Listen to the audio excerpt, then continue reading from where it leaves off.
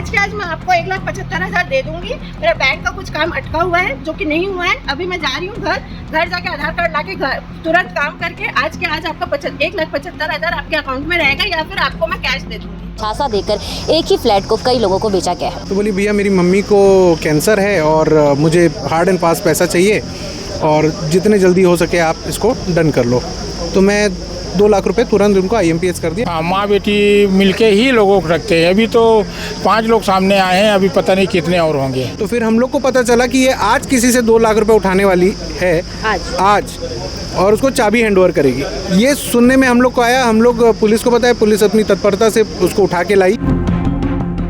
मकान लोग पाई जोड़ते हैं मकान को खरीदने के लिए, उस मकान को घर बनाने के लिए, और कुछ लोग उस सपने को तोड़ देते हैं। एक ऐसे ही धोखाधड़ी हुआ है मोसोपेला थाना अंतर्गत, जहां हमारे साथ प्रार्थी मौजूद है जिनसे जानेंगे किस प्रकार उन्हें झांसा देकर एक ही फ्लैट को कई लोगों को बेचा गया है। तो हमारे साथ वो प्रार्थी मौजूद है जिनसे मैं जानूंगी किस प्रकार उनको झांसे में लिया गया है। जी सर बताएं।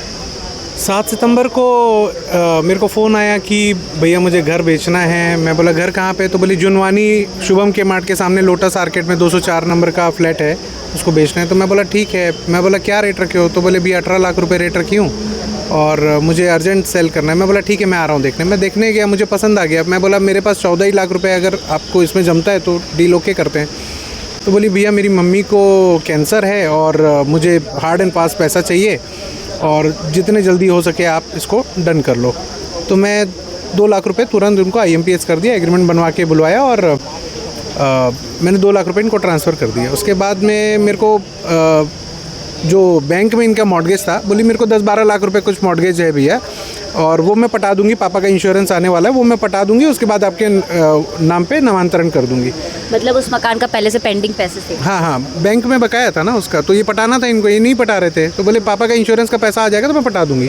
तो मैंने 1 महीना वेट किया। 1 महीना वेट करने के बाद मुझे समझ में आया कि नहीं, मतलब बैंक में पता किया तो 23 लाख रुपए पता चला। मैं बोला 23 लाख रुपए तो ये पटा नहीं पाएगी, इसकी स्थिति दयनीय है, ये लोगों से पैसा उठा रही। मोहल्ले वालों से बात किया, मोहल्ले वाले बोले कि बहुत सारा पैसा ये लोगों से उठाइए भैया, बहुत लोग आते हैं यहाँ पे, आप कहाँ फंस गए इसमें।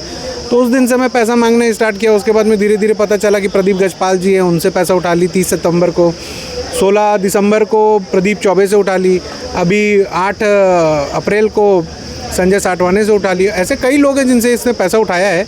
और एक लड़का है, बताते मोहल्ले वाले कि आता है बेचारा अपनी कार में और इसके घर में आता है, उसके यहाँ से रोते रोते जाता है। सब मोहल्ले वासी बताते हैं वहाँ पे। मतलब उससे जाके गुजारिश करते हो पैसे के लिए, पर वो पैसे नहीं देती है, सबको घुमाती है, संडे दे दूंगी, सोमवार दे दूंगी, आज बंद, बैंक बंद है, ये बहुत सारे इसके चैट है, बहुत सारे इसके चेक है, ऐसा बहुत सारा दे के रखी, लेकिन पैसा नहीं निकलता है इससे। आपसे किस प्रकार की उसने बातचीत की और किस प्रकार से संभावना थी कि पैसे रिटर्न करेगी कि नहीं? मेरे को तो ये तक बोली थी कि भैया अगर मैं 10 अक्टूबर 2024 को अगर आपको पैसा नहीं दे पाई तो मैं आपको घर हैंडओवर कर दूंगी। उसके बाद मैंने घर तो मैं नहीं ले पाया क्योंकि ये घर छोड़ नहीं रही थी। तो फिर मैं बोला कि आप एक काम करिए कि थाने चलिए, थाने में आप लिख के दे दीजिए। तो मैं थाने लेके गया 18 नवंबर को मैं जब इसको थाने लेके गया तो थाने में मेरे को बोल दिया कि भाई अभी आप अकेले हो, ऐसा कुछ भी केस नहीं बनता इनके ऊपर, तो अभी तो कोई कार्रवाई नहीं हो पाएगी। और रही बात ये आपसी लेन देन है आप लोगों का, तो इसको आप लोग आपस में समझ लीजिए। तो उस दिन मेरे पास ऐसा कोई था नहीं, लेकिन आज मेरे पास प्रूफ था। इसने अब सबको बता दिया था कि कौन कौन से मैं सौदा की हूँ। आपको कैसे कब पता चला कि आप ही के फ्लैट के किसी और को भी बेचा है? इसी ने खुद ने बताना चालू किया कि भैया मैं उससे पैसा उठा के आपको दे दूंगी, भैया मैं उससे पैसा उठा के मैं आपको दे दूंगी, ऐसा करके बताना चालू किया। लेकिन पैसा किसी से उठा के किसी को नहीं दी। अच्छा। सबको बताती थी कि इससे आज पैसा उठा रही हूँ आपको दे दूंगी, लेकिन देती किसी को नहीं थी। ऐसा 5-6 एग्रीमेंट इसने किया है। और अभी जो ये फंसी, ये भाग चुकी थी अभी मई में, क्योंकि इसको पता था कि हम लोग प्रेशर बना रहे हैं पैसे के लिए, हम लोग पैसा चाहिए था, तो हम लोग बोल रहे थे कि भैया FIR करेंगे अब पैसा नहीं दोगे तो ये भाग गई थी। नागपुर या पुणे कहाँ गई थी पता नहीं। तो फिर हम लोग को ये पता चला कि ये भाग गई है, तो हम लोग फिर पुलिस अधिकारियों से बात किए, तो फिर वो बताना चालू किए कि ठीक है करते हैं। तो फिर हम लोग को पता चला कि ये आज किसी से 2 लाख रुपए उठाने वाली है आज और उसको चाबी हैंडओवर करेगी। ये सुनने में हम लोग को आया, हम लोग पुलिस को बताया, पुलिस अपनी तत्परता से उसको उठा के लाई यहाँ पे और कार्रवाई की पुलिस ने। हम लोग पुलिस की कार्रवाई से संतुष्ट है, बहुत अच्छी कार्रवाई थी उनकी, बहुत बहुत धन्यवाद पुलिस को। पुलिस ने क्या कहा आपको? पुलिस ने सपोर्ट किया कि भाई ठीक है, क्योंकि मैं अकेला नहीं था, ऐसे 4-5 लोग हैं जो पीड़ित हैं। और इस प्रकार से अगर लोगों के साथ ऐसा स्कैम होता रहेगा तो लोग भरोसा नहीं करेंगे किसी पे भी। और मैं तो ये सोचा कि भाई एक लड़की है, ये तो कुछ भी गलत नहीं कर सकती, लेकिन आज ऐसा हुआ तो मैं तो बड़ा इस बात में कितने के जिन्होंने कहा कि उनकी माता की तबीयत खराब है, कैंसर है, तो ये रियलिटी है कि नहीं? नहीं, कैंसर नहीं है उनकी माता जी को। उनकी माता को कोई तबीयत खराब नहीं है। देखिए वो क्या है ना, एक रिपोर्ट बना रहे हैं वो कि मान लो कभी न्यायालय जाना पड़ा, कोर्ट कचहरी के चक्कर लगे तो ये प्रूफ बने कि हम लोग जल्दी छूट जाएं। इसीलिए उनकी माँ अभी साइन करने के समय उनकी माँ के हाथ नहीं कांपते, बाकी समय पार्किंसन करके कोई प्रॉब्लम उनको आ जाती है और हाथ कांपने लगते हैं। तो ऐसी बहुत सारी चीज़ें वो हम लोग को भ्रामक बताई। पहले तो कैंसर से शुरुआत की थी, तो जो भ्रामक निकला तो हम लोग विश्वास तो नहीं कर सकते। मतलब अब विश्वास उस पर नहीं किया जा सकता। साथ में हमारे साथ एक और है, आपको कब झांसा दिया, मतलब हुआ आपके साथ ये घटना? मेरे को ये प्रवीण से एग्रीमेंट करने के 23 दिन बाद, मतलब वही एक ही फ्लैट को मेरे से मेरे एक मित्र है प्रवेश ताम्रकार, उन्होंने बताया कि फ्लैट बिक रहा है, लोगे क्या? बोला ठीक है ले लेते हैं।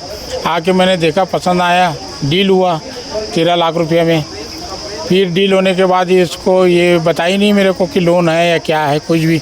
मेरे से एग्रीमेंट बनाया, 75,000 कैश दिया। आपने पूछने की भी कोशिश नहीं की कि इससे पुराना इसका कोई लोन है कि नहीं, इस प्रकार की बातें आपने उनसे नहीं है बोली है लोन वगैरह मेरे कुछ नहीं है बोले। पहले उन्होंने ये कहा कि कोई लोन नहीं है, बाद में जब आपको पता चला कि इसमें लोन है तो मैं पूछने लगा आप तो नहीं बताई, तो बोले कि नहीं अंकल, बोले ये मेरे पिताजी के देहांत होने से इसके इंश्योरेंस में वो ख़त्म हो गया लोन। लेकिन ऐसा नहीं था। बाद में मेरे बोलने लगी कि फ्लैट अब नहीं बेचूंगी अंकल, बोले मेरे जो पापा जी बीएसपी में थे, अब मेरे मम्मी का इलाज बीएसपी में होता है, तो बोले ठीक है मतलब बेचो, मेरे मतलब पैसा वापस दे कर दो। तो ठीक है अंकल बोले। मेरे को 4, 5, 7, 8 चेक दी अलग अलग समय पे। एक भी बार ये पूरा चेक में पैसा ही नहीं रहता था, मतलब बाउंस हो जा रहा था। फिर ये बोले कि बाद में बोले कि अंकल मैं एक से एग्रीमेंट कर रही हूँ 28 लाख में, तो ये चारों का है आप लोगों का, प्रवीण सोनी है ना, आपका पैसा, और प्रदीप चौबे, संजय जटवानी, उन लोगों को पैसा मैं दे दूंगी और 28 लाख में बेच रही हूँ, उससे मैं डील कर रही हूँ। तो बोले हमने ठीक है बोले। तो ये सामने वाले से पैसा तो उठा ली, 4 लाख रुपए एडवांस मांगी, 2 लाख सामने वाला दे दिए, लेकिन हम लोग को पैसा नहीं दिया और यहाँ से फरार हो गई। अच्छा, और जो फ्लैट है वो उस महिला के नाम पे है या फिर उनके पिता के नाम पे है? नहीं, ये भी इसके पिता के नाम में है। अभी तक उनके नाम पे भी ट्रांसफर नहीं, कोई वो नहीं हुआ, नफौती नहीं उठा है। और दूसरी चीज़ है बैंक में इसका पिताजी जो लोन लिया है स्वाभिमान लोन है, जो जितने साल की जो अवधि है उतने साल इसको एनपीए नहीं किया जाएगा बोले। अच्छा, तो वो जो महिला है उनकी उम्र कितनी है, मतलब बुजुर्ग है या? ये बुजुर्ग है, ये महिला है, लेकिन ये अपनी लड़की के साथ में भागीदारी है। जो लड़की इसके फ्रॉड कर रही है उसमें पूरा भागीदारी है ये। मतलब माँ बेटी दोनों मिलकर आपको ठगी? हाँ, माँ बेटी मिलके ही लोगों को रखते हैं। अभी तो 5 लोग सामने आए हैं, अभी पता नहीं कितने और होंगे। आज आप लोग थाना आए थे, पहुँचे थे, थाना में सर ने क्या कुछ कहा इस पूरे मामले को? थाने में तो ऐसा कि बताएं हम लोग, क्या हुआ कि पहले एक हम लोग आते थे ना, तो इसमें कार्रवाई नहीं हो पाता था। लेकिन अब ये 4-5 सब मिल गए, एक दूसरे पता चल गया तो सब आए, तो इसमें कार्रवाई हुआ और पुलिस डिपार्टमेंट बहुत अच्छा साथ दिया। और हमको पता था कि ये आ जाने वाली है, तो हमने सुबह सूचना दे दी है और सूचना के अनुसार में इसको उठा के ला लिए। जी, तो आपने सुना कि इस प्रकार उस महिला ने इस प्रकार से कई लोगों को, एक ही फ्लैट को कई लोगों को बेचने की क्या, उसमें कई लोग इसमें ठगी का शिकार हो गए थे, झांसे में आ गए थे उनके पर। और अब जब पुलिस ने इस पर कार्रवाई किया और उस महिला को उठा के ले आया, उस पर पूरी जांच कर रही है और बातचीत कर रही है इस पूरे मामले को लेकर। बाकी अन्य खबरों को देखने के लिए बने रहे केपी न्यूज़ के साथ। धन्यवाद।